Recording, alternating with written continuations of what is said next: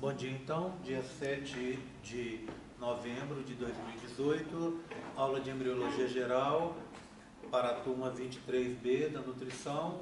O assunto hoje é placenta e amniocórdio, continuando o que a gente já falou mais cedo, né? Então, queria começar com esse modelo que vocês já viram hoje cedo. Ele tem a somatopleura extraembrionária aqui, o celoma extraembrionário para dentro, né? Pedículo embrionário e aqui o saco vitelino aqui em desaparecimento. Aqui a esplanchnopleura extraembrionária com epitélio amniótico e mesoderma extraembrionário e folheto interno. Bem, já falamos sobre ele hoje. O que eu quero agora é fazer um corte um pouco mais profundo, um pouco mais para dentro, para eu partir de uma posição longitudinal esse embrião. Então, se a gente faz esse corte, a gente vai ver uma estrutura assim, ó. Esse modelo tem dois equívocos em relação à cor, tá? Que deveria ser vermelho aqui também, né? Mesoderma eles não pintaram de vermelho. Não é mesenquimal, é que foi pintado errado mesmo. Então aqui, esplanchnopleura, somatopleura extraembrionária, esplanchnopleura extraembrionária. Aqui está um embrião, né? Ectoderma, mesoderma, tubo neural, notocorda e o teto de saco vitelino que está aqui, ó, que é o endoderma embrionário que está aqui. O resto do saco vitelino está aqui embaixo e aqui eu tenho o pedículo embrionário com a lontóide no seu interior. Tudo bem?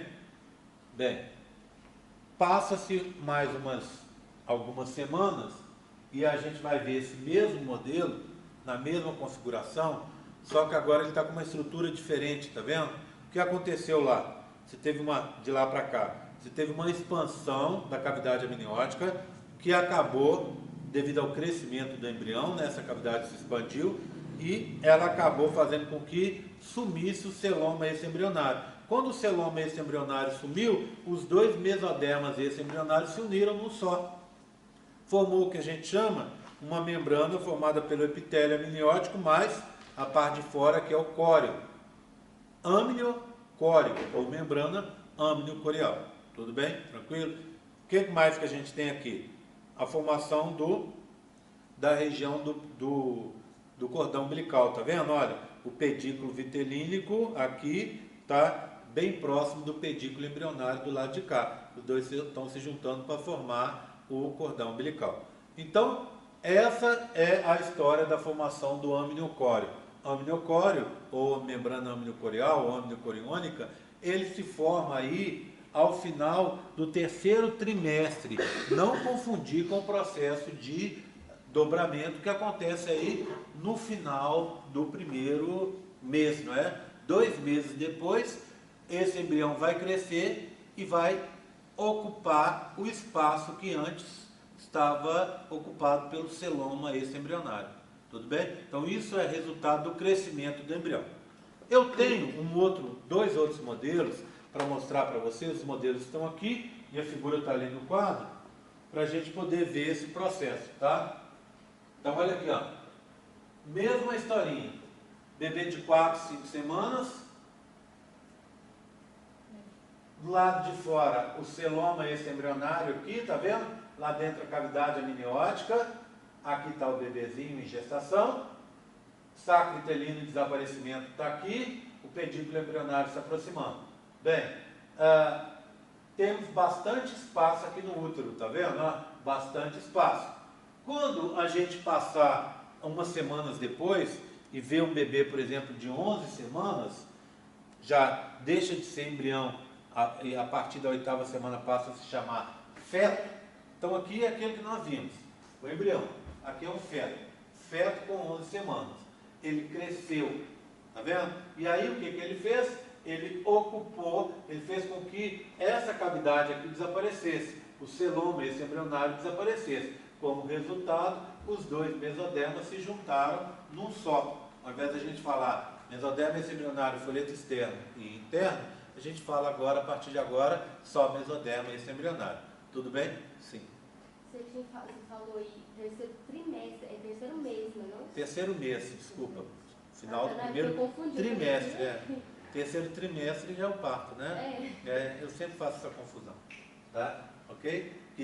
Durante a prova, eu até fiz essa brincadeira, tinha uma questão que eu falava final do terceiro trimestre e era final do primeiro trimestre, final do terceiro mês.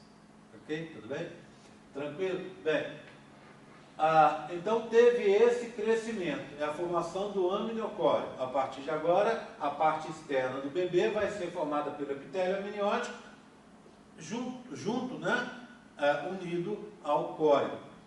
Então, a gente não vai falar, a partir de agora, que o bebê é revestido pelo córeo, e sim pelo amniocóreo. Combinado? Tá? Bem, agora eu vou voltar atrás para a gente ver uma coisa. Quando o bebê se implanta, bem, antes de falar disso, mais uma coisa. Tá tudo bem em relação ao amniocóreo, entenderam? Fala.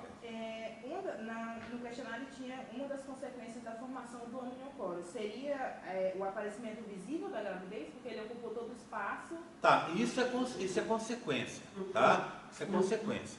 Mas existem outras. Desaparecimento do celoma é consequência. Junção dos dois mesodermas é consequência. E o que a Kézia falou é verdade. A partir do terceiro trimestre, terceiro mês, final do primeiro trimestre, a barriguinha começa a ficar saliente. Porque o útero, a partir de agora, ele tem que crescer para acomodar o bebê, já que o bebê ocupou todo o espaço do útero. Então, para ele crescer e chegar aqui até em cima, até o diafragma, obrigatoriamente, o útero vai ter que crescer junto. O útero vai ter que acompanhar o crescimento do bebê. Permitir esse crescimento do bebê crescendo também.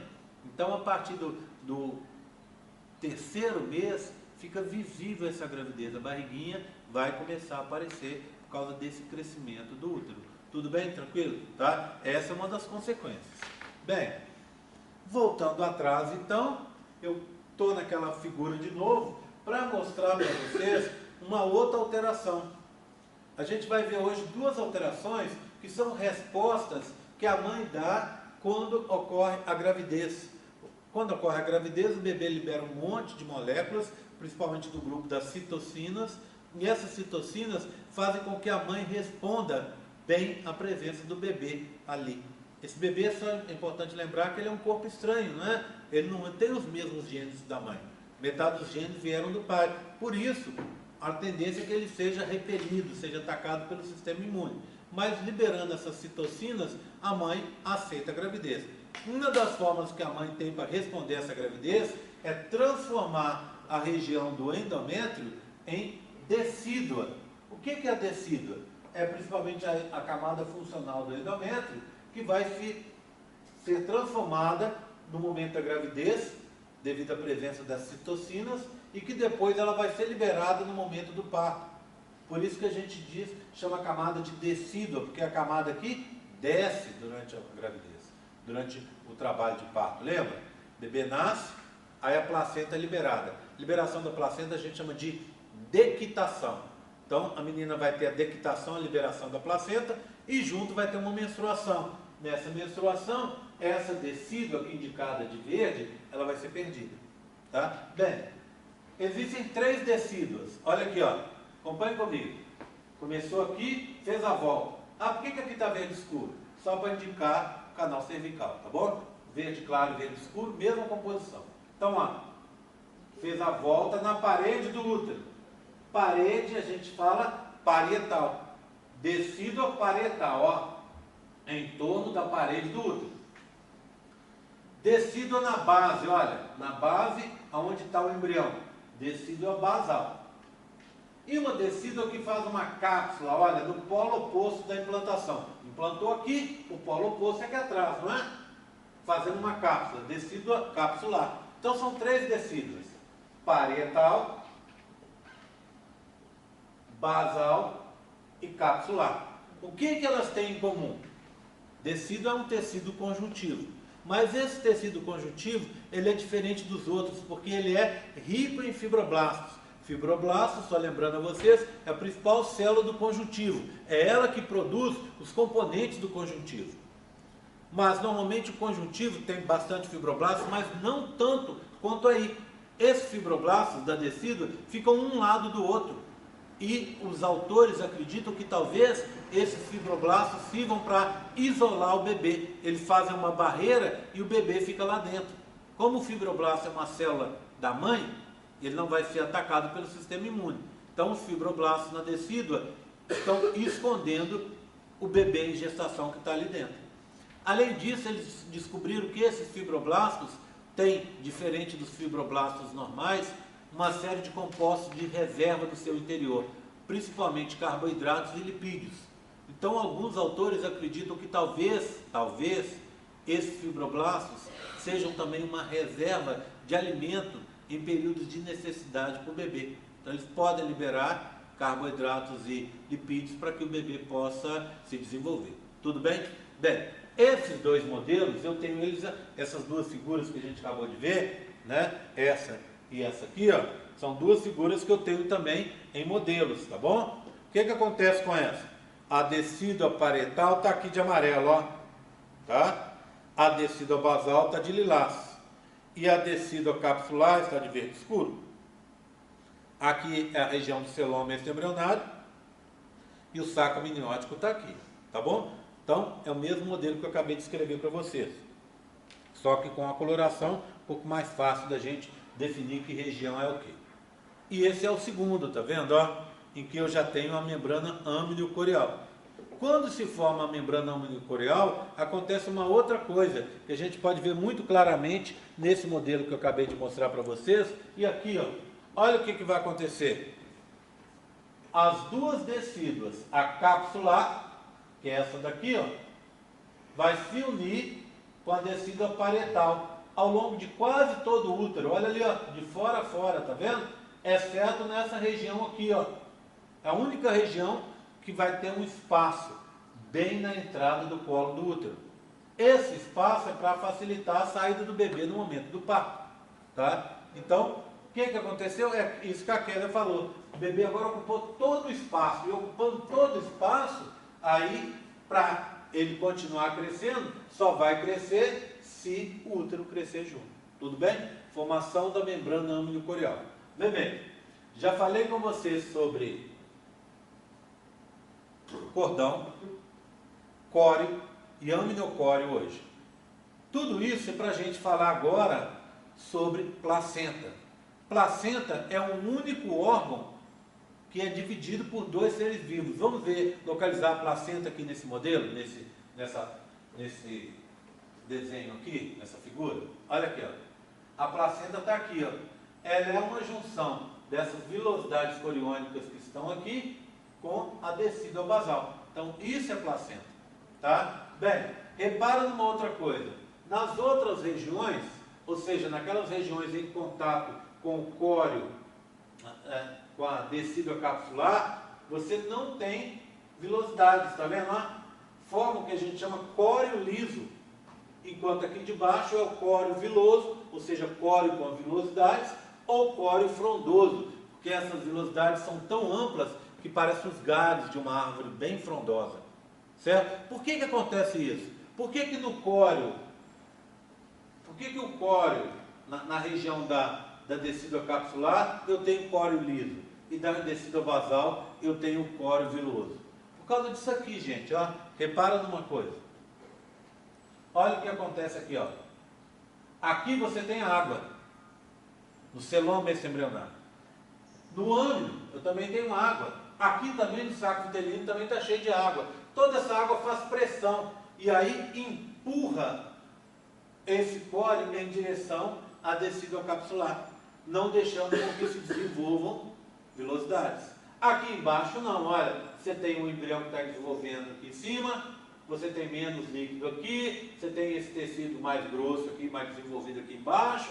Resultado, isso diminui a pressão, e aí a gente consegue ver a formação das vilosidades coriônicas. Então, o que é a placenta? É a união da decídua basal, essa aqui, com as vilosidades coriônicas presentes no córeo viloso ou frondoso. Certo? Tudo bem? Vamos olhar um pouco mais a placenta? Tá tranquilo, gente? Temos aqui uma placenta, na verdade um bebê, resultado, não sei se foi de um aborto provavelmente não, porque porque está muito intacto, tá vendo? Então a gente tem aqui um útero que talvez tenha sido retirado, uma paciente que faleceu, ou então uma gravidez ectópica. Então você tem aqui, ó, a bolsa amniótica, o bebê estaria lá dentro, né? Está lá dentro. E essa parte de baixo aqui é a placenta, tá vendo? A gente vai falar sobre a composição dela daqui a pouco. Antes disso, vamos conversar sobre a formação dela.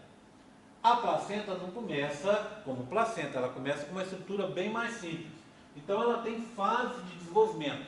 Então deixa eu mostrar aqui para vocês. Bebê, primeiro, ele está se implantando. Então imagina, você tem um epitélio da região da futura decídua, ou seja, do extrato funcional do endométrio. O bebê começa a escavar ali, né? O embrião começa a escavar ali. Ele vai atravessando o tecido. Então, a primeira etapa é o período pré-lacunar, em que o embrião está erodindo o epitélio, através da ação do cisto trofoblasto e o tecido conjuntivo que está ali abaixo, no extrato funcional. Bem, isso é sétimo, oitavo, até o oitavo dia no máximo. Aí ele vai adentrando cada vez mais no extrato funcional e acaba encontrando os vasos sanguíneos. Então imagina um vaso sanguíneo, está aqui, ó. O sangue está vindo de lá, daqui para lá, tá? Tudo bem? Aí veio o bebê, veio o embrião, liberou as enzimas digestivas e destruiu esse vaso, ó, abriu um buraco. Mas não só no vaso, também na região em volta, tá? Abriu um buraco ali, ó, tá? Esse buraco vai fazer com que o sangue venha por aqui, encha aqui essa região toda, fique por aqui, tá? Até depois conseguir voltar para o lado de cá.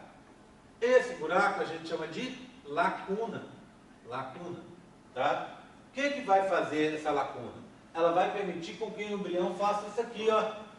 Ele vai colocar a velocidade coriônica aqui, e colocando essa velocidade coriônica, ele vai conseguir se alimentar, vai conseguir obter os nutrientes, o oxigênio que ele precisa, assim como vai conseguir, por difusão e osmose, liberar as excretas nitrogenadas, o CO2 e tudo. Começa o que a gente chama nutrição a partir dos tecidos maternos, é a nutrição histiotrófica, que vai começar a ocorrer nesse momento, tá? Bem, eu contei para vocês que eu ia falar sobre duas atuações da mãe para facilitar o desenvolvimento do bebê.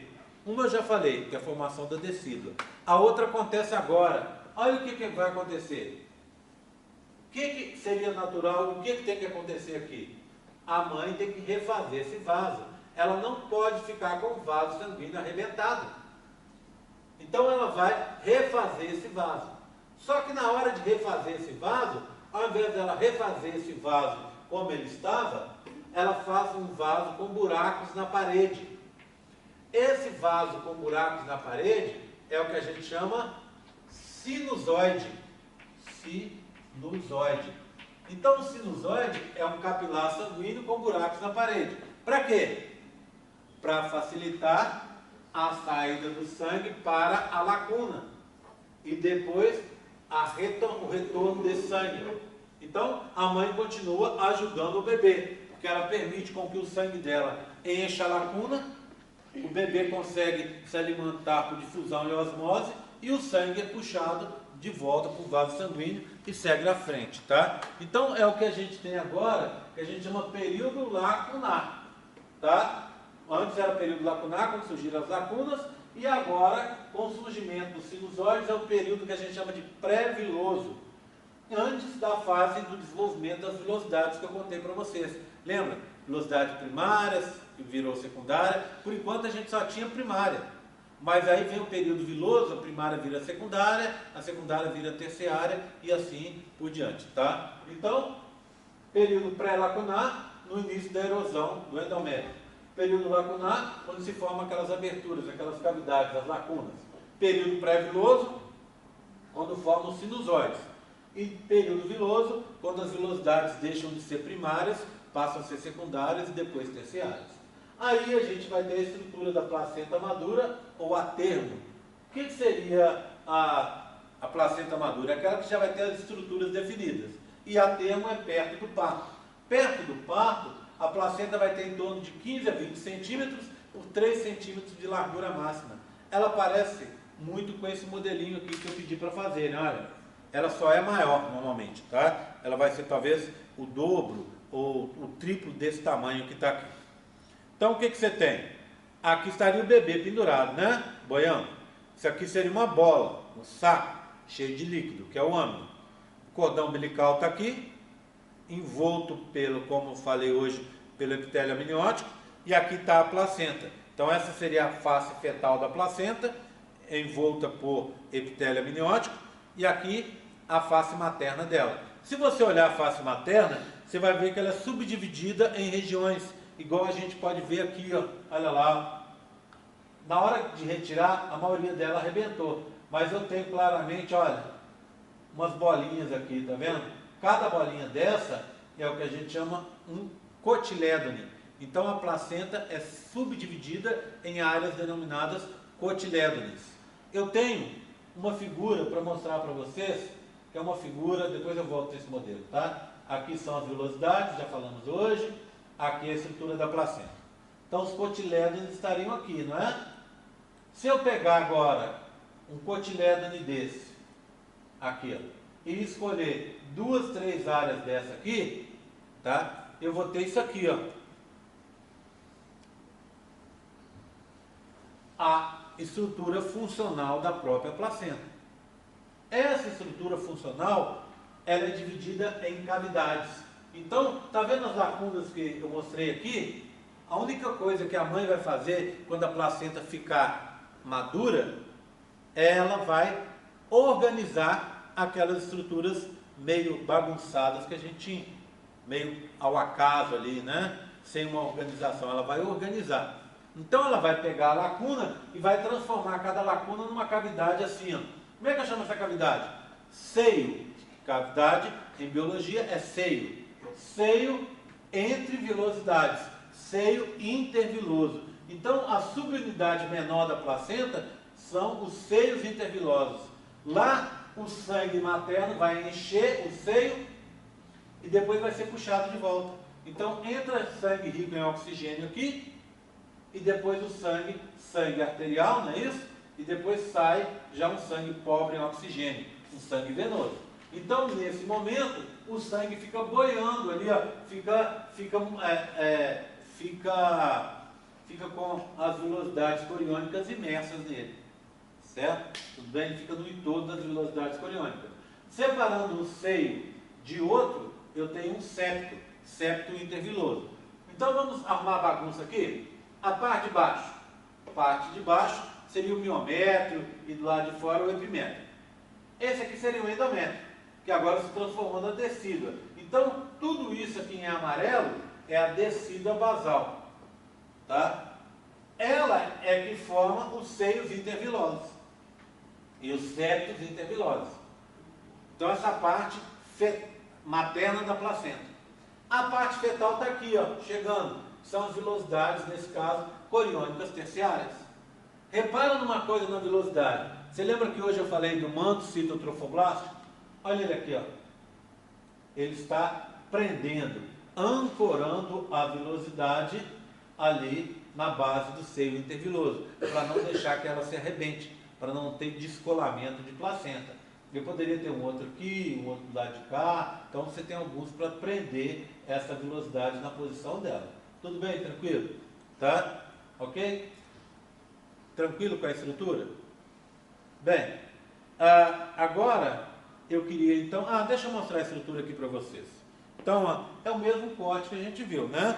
Aqui epitélio amniótico, cordão umbilical, com a geleia de Wartung rosa, ou a veia umbilical está aqui e as duas artérias estão do lado de cá, tá vendo? Vasos sanguíneos aqui e cada cavidade dessa é um seio interviloso. Dentro do seio, então um seio, outro seio, mais outro aqui. Imersas no seio, eu tenho uma vilosidade coriônica terciária.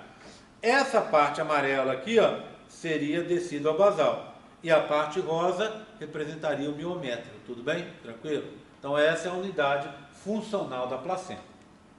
Bem, estão me acompanhando? Está tranquilo? Então agora eu queria conversar com vocês sobre circulação sanguínea, tá? Bem, a gente tem dois tipos de vaso, né? As veias e as artérias. O que caracteriza uma veia, o que caracteriza uma artéria? Bem, fisiologicamente, a veia transporta sangue rico em CO2, sangue que a gente chama de venoso.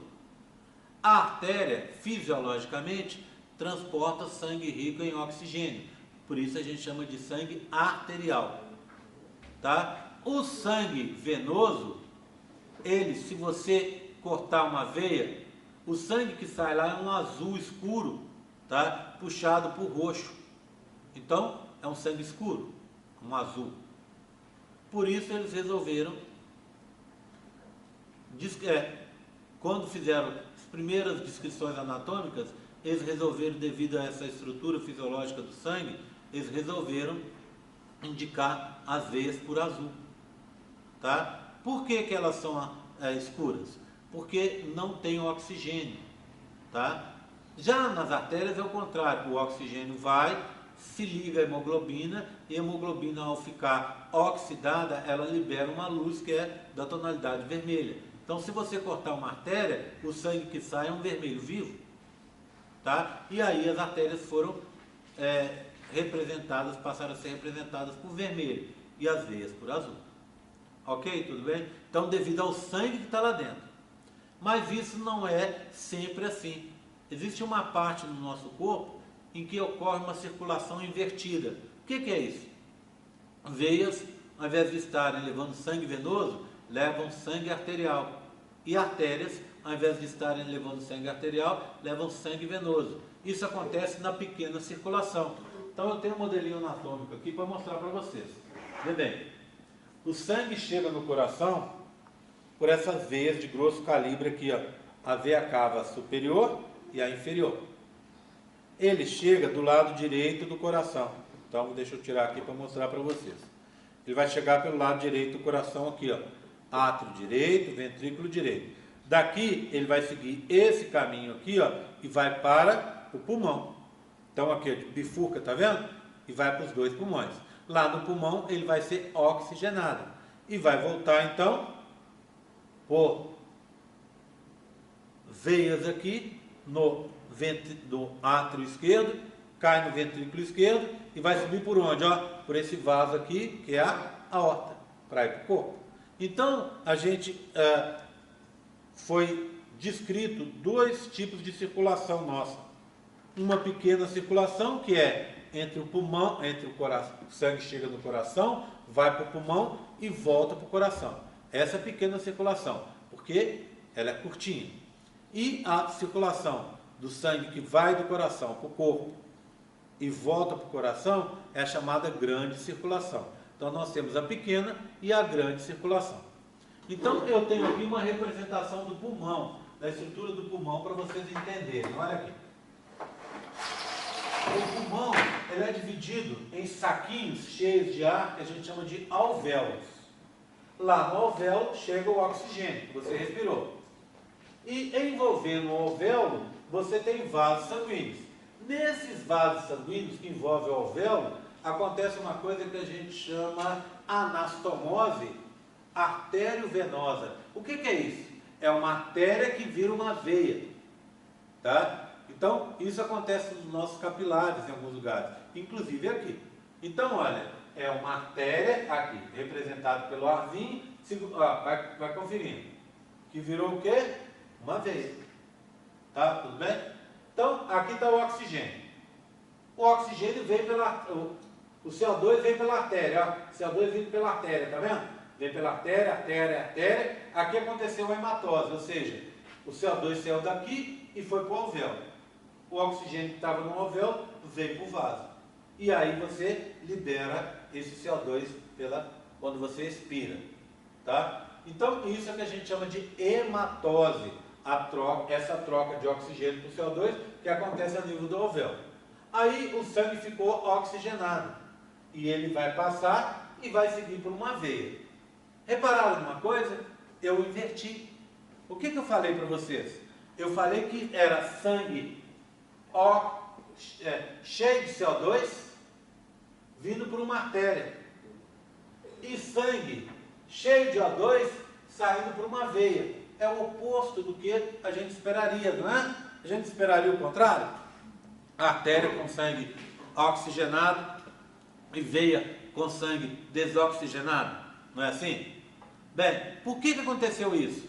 Por que você inverteu o padrão? Por que o vaso que está levando o sangue do coração, do átrio direito, para o pulmão, esse aqui, ó, é uma artéria e não uma veia? Porque as artérias têm capacidade de controlar o fluxo do sangue. A artéria ela vai se expandir, que a gente chama, lembra? De diástole, e vai se contrair, que a gente chama de sístole. Quando o sangue chega no coração, ele chega com muita pressão. Se você deixasse ele chegar nessa pressão lá no alvéolo pulmonar, ia acontecer duas coisas. Ele ia arrebentar o alvéolo, por causa da pressão que está grande ali, tá? E ia dificultar a ocorrência da hematose. Então, você teve que transportar esse sangue por uma estrutura que seja capaz de controlar o fluxo, a velocidade do fluxo. E não seria, obviamente, uma veia, e sim uma artéria. Como a artéria consegue controlar essa velocidade do fluxo? Porque a artéria tem dentro de si fibras elásticas e músculo liso, coisa que nas veias tem pouco ou não tem nada. Em arteríolas, essas artérias pequenininhas, e vênulas, essas veias pequenininhas aí, as veias não tem nada que consiga controlar essa distensão. Então o sangue na veia, ele é transportado de forma passiva, por inércia, enquanto nas artérias ele é transportado mais ativamente por causa dessa capacidade de sístole e diástole. Quem vai fazer com que o sangue na veia seja transportado é sempre a contração do músculo estriado esquelético. Lembra da história do tônus muscular? Ele que vai mover o sangue dentro das veias. Serve para isso também. Tá? Bem, então vamos voltar para cá. O sangue chegou por uma artéria, porque ela consegue fazer sístole e diástole, controlar o fluxo. Aí aconteceu a hematose. Ele deixou de ser rico em CO2 e passou a ser rico em O2.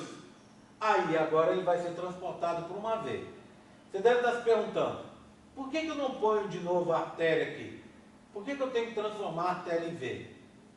Porque o nosso organismo, gente, ele sempre trabalha no sistema mais econômico possível. A artéria é muito mais caro de fazer do que veia, porque a artéria leva fibra elástica e leva também músculo liso. Esse sangue, imagina, ó, o sangue está chegando aqui, veio e parou, fez hematose. Outro sangue está vindo. Então, esse sangue que estava aqui vai ser empurrado até ele chegar lá no coração. Então, como ele foi movimentado por inércia, você não precisaria colocar uma artéria aqui. Então, você coloca uma veia. Então, agora a gente tem uma circulação invertida, com a artéria levando sangue com CO2 e veia levando sangue com O2. Tá? O que define a cor da artéria e da veia não é se ela transporta sangue arterial ou venoso, e sim a cor do sangue que está dentro dela. Então, na minha circulação normal, a artéria é vermelha, sangue oxigenado. A veia azul, sangue sem oxigênio. Aqui a gente vai inverter as cores, ou seja, essa artéria que está com sangue com CO2, ao invés de vermelha vai ser azul.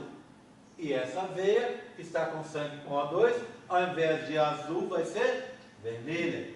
Tá? Então você inverteu essa representação anatômica aí em locais de circulação invertida. Bem, por que eu estou falando dessa pequena circulação humana? Por quê? Estou falando isso porque lá na velocidade coriônica é a mesma coisa. A circulação é invertida para proteger a velocidade que é tão delicada quanto o alvéolo pulmonar. Então, vê bem, ó, repara numa coisa.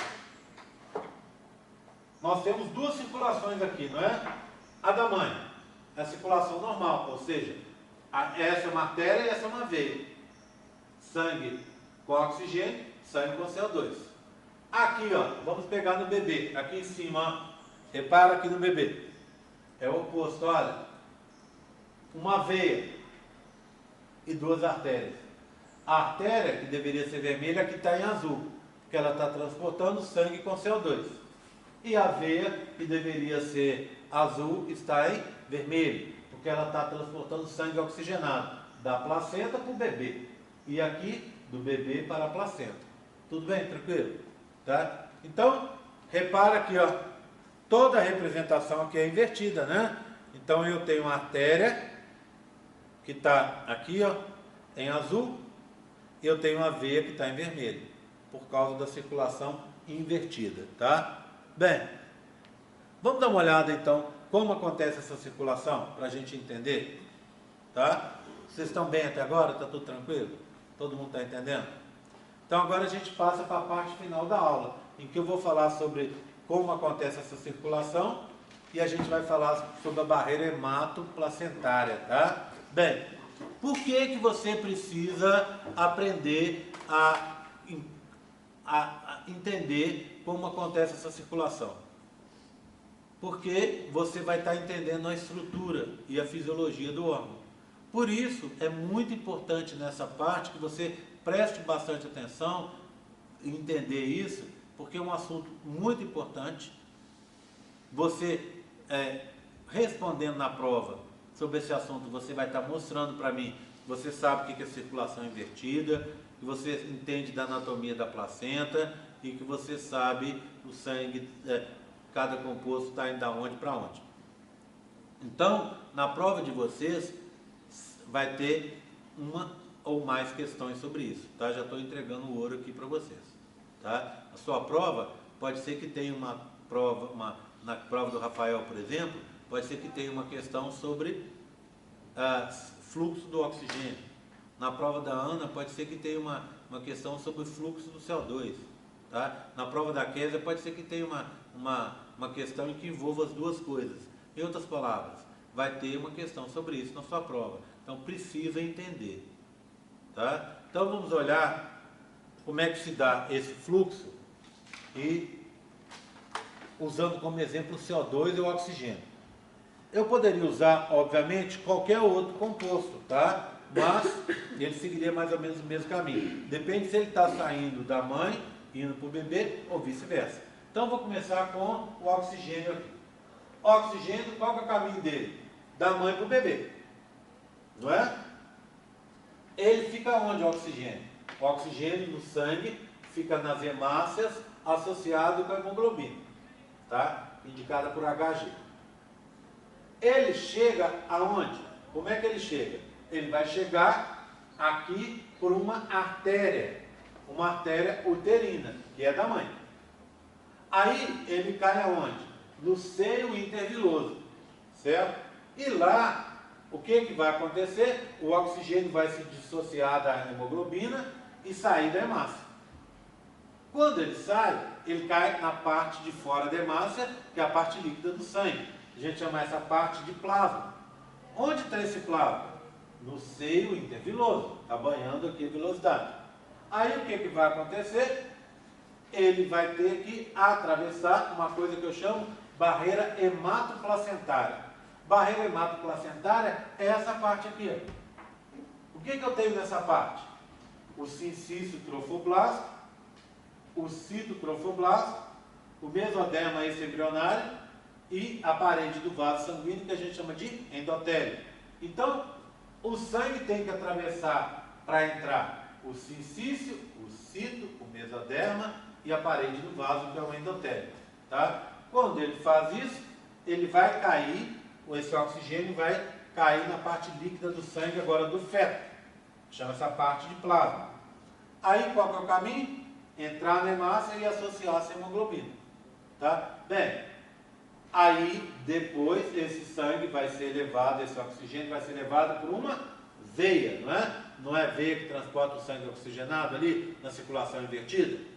Então repara numa coisa, começamos com uma artéria e terminamos numa veia. Ali a mesma coisa, a gente vai começar numa artéria e terminar numa veia.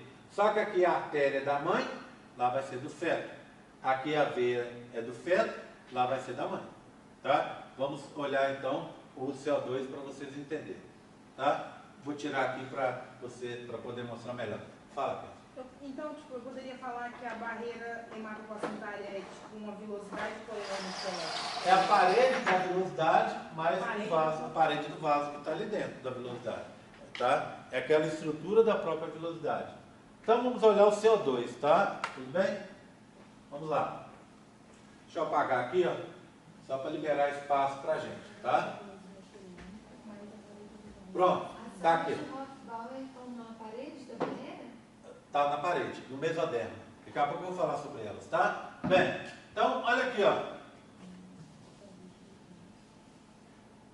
Vamos olhar agora o CO2. O CO2 está onde? Ele está no plasma sanguíneo, na parte líquida do sangue, associado com a água. CO2 mais água, H2CO3, que a gente chama de ácido carbônico. Tá? Bem, então como é que funciona? Qual que é o fluxo, qual que é o caminho seguido pelo CO2? Esse CO2, ele vai começar o seu caminho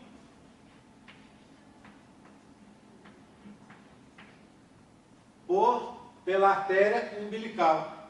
Essa artéria é do quê? É do feto. Então ele chega pela uma artéria ali na velocidade coriônica, não é? Aí, a primeira coisa que ele tem que fazer, se dissociar, se separar da água. Então vai deixar de existir ácido carbônico, voltar para cá, não é? Aí, ele vai estar dissolvido no plasma, na forma do gás, do CO2. Aí, esse CO2 vai atravessar a barreira hematoplacentária. Só que agora, ao contrário, ao invés de ser de fora para dentro, como no caso do oxigênio, de dentro para fora, porque ele está saindo do bebê e indo para a mãe. Então, qual que é o caminho? É o inverso do outro. É endotélio, depois mesoderma extembrionário, depois citotrofoblasto e, por último, cistiçotrofoblasto. Aí, o CO2 cai aonde? No plasma, na parte líquida do seio interviloso. O que eu tenho no seio interviloso? O sangue da mãe. Lá ele vai se associar à água, formando de novo ácido carbônico e vai ser levado por uma veia da mãe, uma veia uterina. De novo, olha, começamos com uma artéria e terminamos com a veia. Certo? Acompanharam? Então, o resumo da minha história é o seguinte: os sangues da mãe e do bebê não entram em contato, não podem entrar em contato. O sangue do bebê está aqui, ó, no interior da velocidade coriônica. O sangue da mãe está banhando essa velocidade lá no seio interviloso. Só vai acontecer se tiver uma ruptura, não é? É o que a gente chama de descolamento de placenta. Então, se arrebentar a velocidade, o sangue pode misturar. Isso pode ter consequências desastrosas, porque se a mãe for RH negativa, ela vai criar anticorpos que vai atacar o sangue do bebê, gerando uma anemia que pode inclusive levar à morte do bebê. Tá? Então, não deve acontecer uma mistura. Se você for RH negativa, não importa qual é o seu sangue, tá? Então, por exemplo, se você é O negativo, B negativo, AB negativo, A negativo, você não tem esse antígeno. Você não tem o fator RH, que a gente chama fator rhesus. E aí, você vai criar anticorpos contra esse fator. Então, se você tiver um filho, tiver um companheiro que seja RH positivo, você tem grandes chances de ter um filho positivo. Na realidade, depende dele. Se ele for errão, todos os seus filhos vão ser. Se ele for errinho, você vai ter o quê? Se ele for heterozigoto, você vai ter 50% dos filhos RH positivo. Então, seu corpo vai atacar o sangue do bebê. Normalmente, esse ataque não acontece se não tiver descolamento. Então, se você tiver uma gravidez normal, sem nenhum sangramento, não vai ter esse contato. Tá? E esse contato vai acontecer somente na hora do parto, em que aquilo essas velocidades vão se arrebentar mesmo, e aí os dois sangues vão se misturar. Mas retirando o bebê rápido, não tem grandes problemas. De qualquer forma, o que costuma ser feito para evitar um ataque maior em uma outra ocasião, por exemplo, numa segunda gravidez, é se tomar uma vacina, uma injeção, em que você vai ter uns compostos que vão bloquear a atuação desses anticorpos. Então a mãe não vai atacar o bebê. Por isso, gente, que é extremamente importante fazer pré-natal. Infelizmente, no Brasil, você tem pouca gente que faz. Aí o bebê nasce com problema, a mãe tem problema. Gravidez é um dos períodos melhores da vida da gente. É tão legal, tanto para nós homens, quanto para a menina que está gestando. Se para nós homens, Rafael, já é bacana, imagina para a menina que está com o bebê na barriga ali, é super bacana. É uma época assim, legal demais. Claro que talvez não seja o momento, né? Não é para ter bebê agora. Mas, no momento que vocês estiverem aí assentados na vida, estiver tranquilo, né? Vale a pena ter um bebê, porque é uma coisa única, é uma coisa que é uma criaturinha que a gente vai ter para a vida inteira, né? Então, assim, muda demais a vida da gente, dá caminhos para a gente, muda a gente de perspectiva. Então, vale a pena. Agora, se ficar grávida, tem que cuidar. Porque gravidez, apesar de ser maravilhoso, envolve um certo risco. Você pode ir um risco para a saúde da mãe e para a saúde do bebê. Se tudo correr bem, ou a saúde de ambos, né? Se tudo correr bem, se a grávida não ganhar peso demais, se não tiver nenhuma complicação, se tiver tudo certinho, corre as mil maravilhas. Mas nem sempre esse é o caso. Por isso que é importante fazer o pré-natal, acompanhar, ir lá, fazer os ultrassons, fazer os exames, para ver se tudo está bem. Se não tiver, é só tomar os cuidados necessários para evitar problemas. Tudo bem? Tranquilo? Todo mundo entendeu?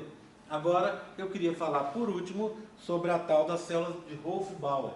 Essas células de Wolff-Bauer, gente, elas ficam na região do mesoderma, ali na barreira hematoplacentária. O que seriam as células de Wolff-Bauer? Células de Wolff-Bauer nada mais são do que macrófagos. Então aqui, ó, células de Wolff-Bauer. Quando esses macrófagos estão no mesoderma, esse embrionário, aqui está um pedacinho de uma velocidade, tá vendo? Todos esses pontos marrons é um teste de imunocitoquímica para a gente indicar a presença dessas células, tá vendo? Todas essas células são células de Wolff-Bauer. Olha o tanto que a gente tem, o tanto que a menina tem. Para que essas células estão em tão grande número aí na velocidade coriônica, no mesoderma da velocidade?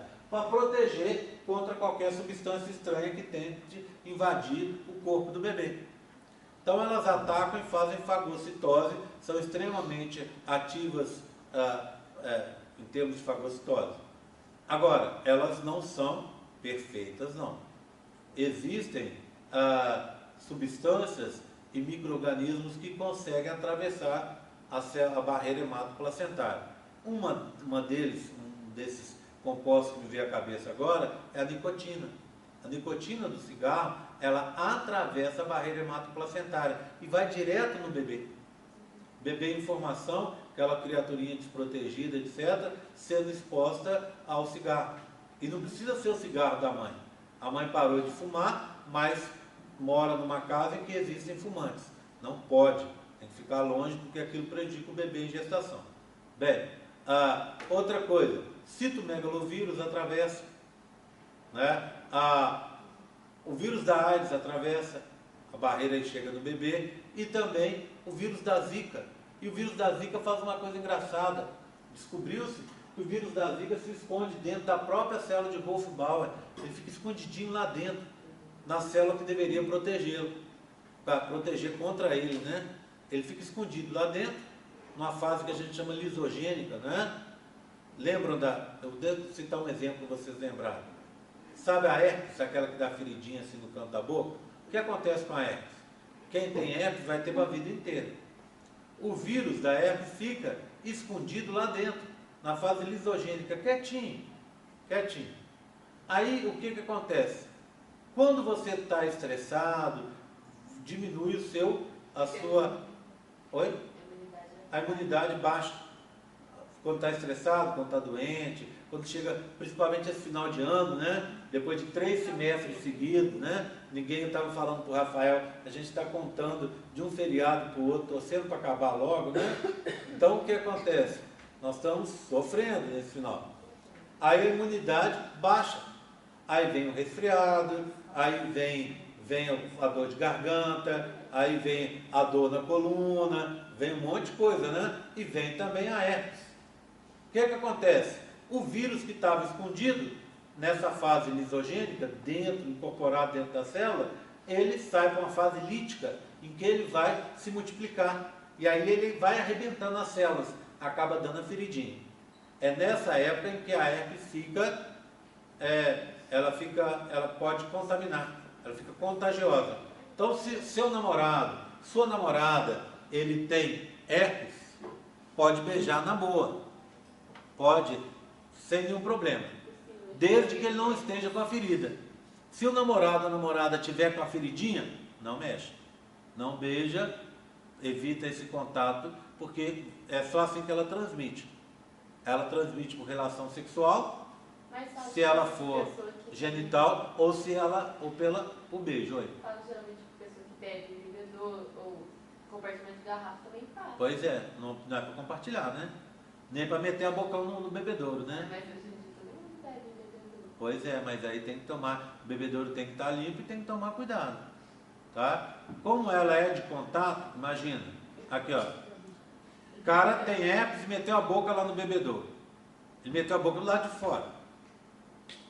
Se você for tomar água do bebedouro, não tem problema, porque a água está passando de dentro para fora, de dentro ali, não vai ter contato com a parte de fora metálica do bebedouro. Agora, se a pessoa meteu o bocão lá e você foi meter o bocão também, você está pedindo, né? Você está pedindo para arrumar uma confusão. E ó, já que eu estava falando de filho, herpes é que nem filho, é para a vida inteira, né? E aí não tem jeito. Aí fica, eu conheço gente que tem uma herpes horrorosa. Chega nessa fase, abre uma ferida, mas uma coisa enorme no canto da boca. Enorme, vocês já viram? Abre uma ferida enorme, né? Dói, incomoda e aquilo não sara enquanto não melhorar essa imunidade e tal. Fica muito tempo incomodando ali. Certo? Tudo bem? Tranquilo? Entenderam então? Tá? Alguma dúvida que eu possa ajudar? Fala, Kelly. Hoje eu estou só da dúvida. No questionário tinha a pergunta sobre a localização dos córios. Sim. Localização, tipo assim, né? Cório liso e cório viloso. Aí então eu posso dizer que a localização do cório viloso é aderir da descida basal Isso. no polo onde teve a implantação. Isso. O cório liso vai ser no polo oposto. Isso. Tá certo. Pronto, tá melhor que eu. E a... Acho que questão do segundo questionário seu, a 7 e a 8 no outro vídeo você não comentou. comentou nessa aula agora. Que Tá. era, a 8 era hematopleura, não, a 7 era hematopleura e a 8 era a questão do... Oi? Do Quem que é hematopleura que eu não conheço?